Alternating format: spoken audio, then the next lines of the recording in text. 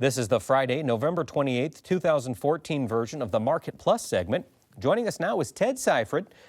This was recorded on the Wednesday before Thanksgiving for those of you watching us here on Friday or this upcoming weekend. So Ted, welcome back. Thanks for having me. Flying to Des Moines here before Thanksgiving in a snowstorm. We appreciate it. Yeah, absolutely. Got me out of the house, which hope my wife's not watching. Not a terrible thing.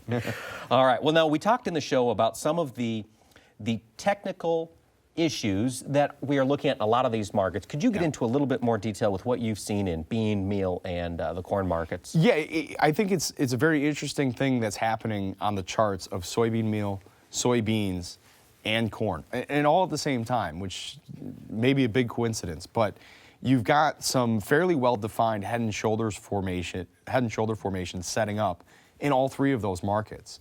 Head and shoulders formations generally have a big impact on grain markets. The last big one we saw was in soybeans in April, May, and June.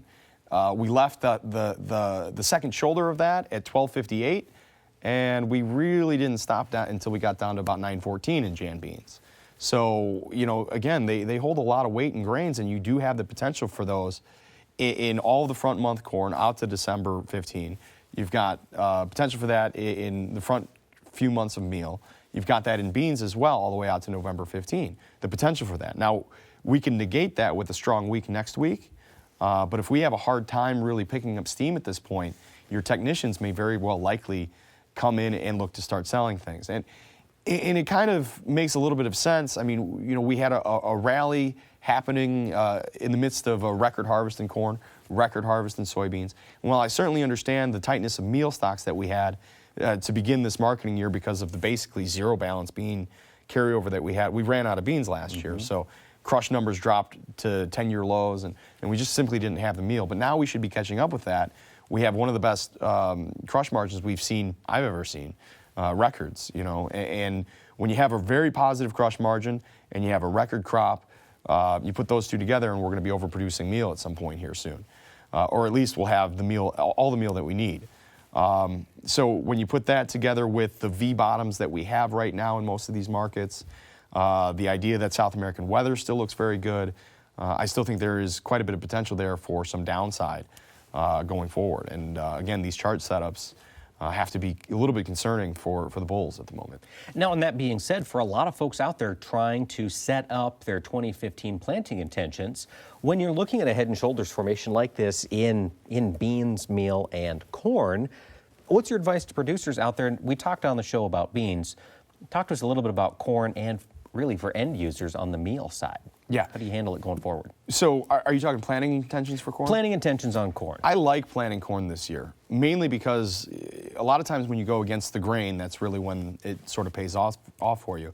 And while it is a little bit of a risk, certainly because of the input costs, if we're going to plant less corn next year, we're going to have a hard time filling all the demand that we're building down sub $4 corn. So we really need the acreage, and if we don't get it, we're going to need to put a premium on all the bushels that we have here for the carryover of this year, and these better corn prices could stick around for a little while. On the flip side of that, if you look at soybeans, for example, we planted a record crop last year. We had a record harvest this year. South America's in the process, we're almost finishing up with planting a record for them down there. And if their weather goes well, we're going to have a massive world carryover in soybeans, but also oilseeds as a whole. So we've kind of flipped to a bit of an overproduction mode, barring any weather issues, in the oilseeds, but soybeans in particular. So, you know, if I fast forward to harvest the next year, if we ended up, let's say, planting 88 million acres, both of corn and beans, or 87 corn and 89 beans, I could see bean prices quite a bit lower, while corn prices might need to be buoyed to keep up with the demand that we're building right here. So I like the idea of adding to corn acres or sustaining corn acres, even though the trend right now has been sort of risk off on the input side of things and looking more towards beans and other things. It might pay off to spend a little bit more on your inputs and grow some corn. I tend to agree with that, yeah. Now, for end users looking at this tight meal situation, particularly folks on the East Coast, they've been hamstrung by transportation issues. Does that appear to be resolving? Are we getting meal to where it needs to go? Well, the transportation issues will be an issue. And, you know, when you get into what looks to be a brutal winter, I mean, we've started fast and furious with it. that could continue to be a problem. But the meal supply should be available. When you put together a record high crush margin and a record crop of soybeans, you're going to get meal out of that. So that should ease over time. The question is really how quickly, and infrastructure is really the question there. And the other thing too is you look at South America and both for soybeans and meal, they're sharply below our prices. So when you start adding in cost of shipping and freight, at some point that starts to get very attractive. And Argentina is really chomping at the bit to try to sell us our meal. They've dropped their basis in recent weeks. So we have that to kind of fall back on. But I think it'd be unfortunate if we were to go that route because of the fact that we have so many, we have a record crop of beans, right. We have a great crush margin, and that really should be a fairly temporary thing. So for end users, I'm really looking for guys to be going sort of hand to mouth for the time being. And at some point, I do think that, the market gets what it wants. And when it has a motive, it uses price to do it. And right now, in meal, we're using crush margin and soybean price to do it. So I think we'll get there. It's just a matter of when. All right. Now, you said the market gets what it wants and it uses price to get there. We had a lot of questions this week on the sorghum trade. Right. Mm-hmm. And, of course, sorghum is a cash market. It's not traded on the board anywhere. But the talk has been about the tremendous basis opportunity that sorghum has been afforded recently. What are your thoughts on that? What's driving that? Well, China has decided they like sorghum. The export market for sorghum has been fairly hot and heavy. So you see a very wide basis to sorghum over corn right now, which is very interesting. I don't know if that's going to really... I think it does buy some sorghum makers going into next year. Guys will look at input costs for corn versus sorghum and prices of corn versus sorghum, say, hey, I like the idea of sorghum. But I don't think you see it happen on a 2 million acre scale. I think you see, 3 to 500,000 acres, maybe 1 million at the very most, of extra sorghum planted. And hopefully this demand that we're seeing on the export market isn't just a fleeting thing. Hopefully that's something that stays around for a while. And if so, sorghum could be a good alternative crop going forward. Yeah, it might be a way to capitalize on the advantages to corn grown in this next year without maybe all the overhead. Absolutely. Now, speaking of the corn market, Phil in Ontario, Canada is curious, what can we expect from the non-commercial investment people in the corn market? Are they still growing in position on the bullish side? They have been, although that's really flattened out as we've sort of been in a bit of a sideways pattern here for the last couple of weeks. And again, when you go back to the charts, because these guys are all very much technical in nature, and this potential head and shoulders formation that we've got setting up, if we don't negate this head and shoulders by breaking out to new highs in the relatively near future, I think you see these guys get a little bit nervous on their long positions and start to pull back on that.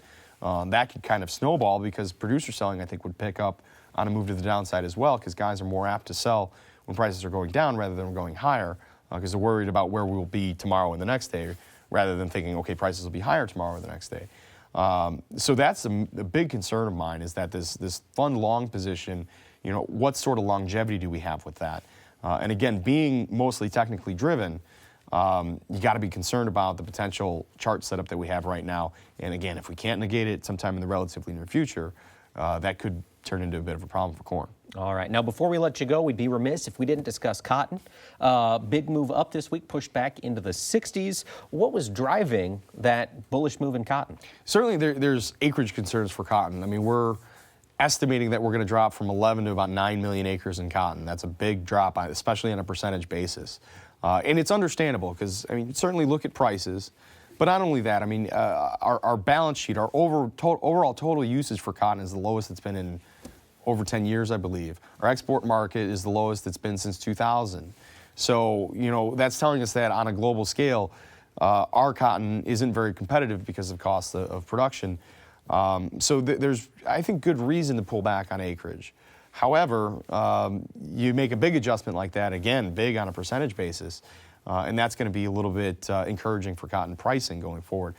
I think it might be a little premature to really grasp onto the idea of acreage, because we're not quite into that acreage battle yet, and we'll see what happens with corn and soybeans as well. But it's at least nice to see that there's a little bit of life in the cotton market now at this point. All right, Ted. Well, want to thank you for taking time to be with us and wish you a happy Thanksgiving. Always a pleasure, Mike. Happy Thanksgiving to you as well. Thank you. And to those of you watching at home, hope you had a wonderful Thanksgiving this week. We, of course, taped this on Wednesday afternoon. But thank you very much for taking the time to watch us. Enjoy the weekend with your family and have a great week.